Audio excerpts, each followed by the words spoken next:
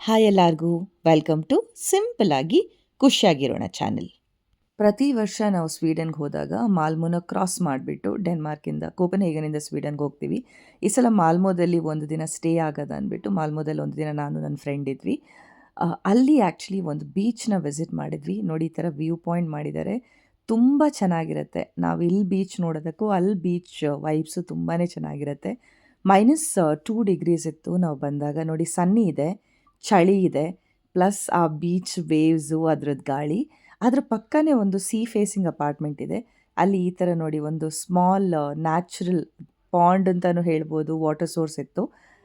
ತುಂಬಾ ಚೆನ್ನಾಗಿತ್ತು. ಅಲ್ಲಿ ಆ್ಯಕ್ಚುಲಿ ಏನಾಗುತ್ತೆ ಅಂದರೆ ನಿಮ್ಮದು ಸ್ಕೈ ತುಂಬ ಕ್ಲಿಯರಾಗಿ ಕಾಣಿಸುತ್ತೆ ಸನ್ ಇದ್ದಾಗ. It was very very beautiful. ಇದರಲ್ಲಿ ನಾವು ವಾಕ್ ಮಾಡಿಕೊಂಡು ತುಂಬಾ ಫೋಟೋಸ್ ಎಲ್ಲ ಕ್ಲಿಕ್ ಮಾಡಿದ್ವಿ.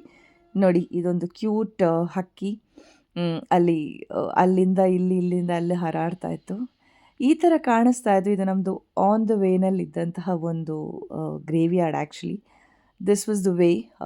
ನಾವು ನಮ್ಮ ಹೋಟ್ಲಿಂದ ಆ ಬೀಚ್ಗೆ ಹೋಗೋಂತಹ ವೇ. ಅಲ್ಲಿ ಬಸ್ಸಲ್ಲಿ ಇಳಿದ್ಬಿಟ್ಟು ಈ ಥರ ನಡ್ಕೊಂಡು ಹೋದ್ವಿ ನಾವು. ನಮಗೆ ಮ್ಯಾಪ್ ಸ್ವಲ್ಪ ಕನ್ಫ್ಯೂಸ್ ಮಾಡ್ತು.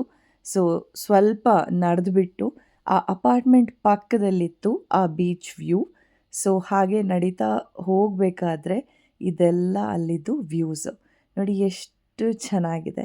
ಅಲ್ಲಿರೋರಿಗೆ ಇದೆಲ್ಲ ಸ್ಪೆಷಲ್ ಅನಿಸಲ್ಲ, ಬಟ್ ನಮಗೆ ಯಾವಾಗಲೂ ಜನಜಂಗುಳಿ ಅಥವಾ ವೆಹಿಕಲ್ ತುಂಬ ಇರೋದನ್ನ ನೋಡಿ ಹೋಗಿರೋದ್ರಿಂದ ಇಂಥ ಜಾಗಗಳು ನಮಗೆ ತುಂಬ ಸುಂದರವಾಗಿ ಕಾಣಿಸುತ್ತೆ, ಬ್ಯೂಟಿಫುಲ್ ಆಗಿರುತ್ತೆ.